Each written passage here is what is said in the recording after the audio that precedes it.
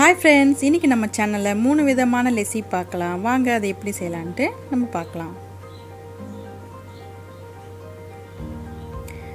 First mixie ஜாரில் 1 cup தயிர் add பண்ணிக்கோங்க. தயிர் ரொம்ப புளிச்சிருக்கக்கூடாதுங்க.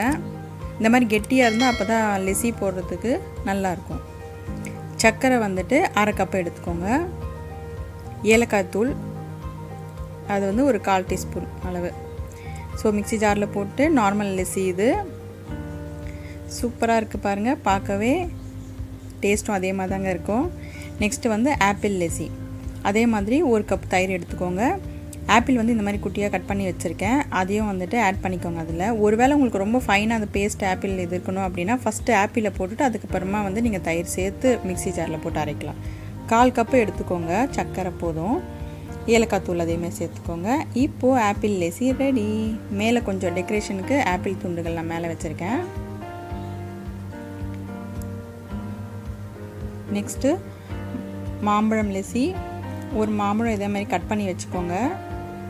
ஃபஸ்ட்டு இதை அரைச்சிக்கோங்க. அதுக்கப்புறமா நம்ம தயிர் சேர்த்துக்கலாம். ஏலக்காய் தூள் சேர்த்துக்கோங்க இதோட. இப்போ இதை அரைச்சி எடுத்தாச்சு. 1 கப்பு தயிர் ஆட் பண்ணுங்கள். அதில் சர்க்கரை வந்து 1/4 கப்பு, ஏன்னா பழமும் தித்திப்பாக இருக்கும் இல்லையா, அதனால். Mango lessee ready.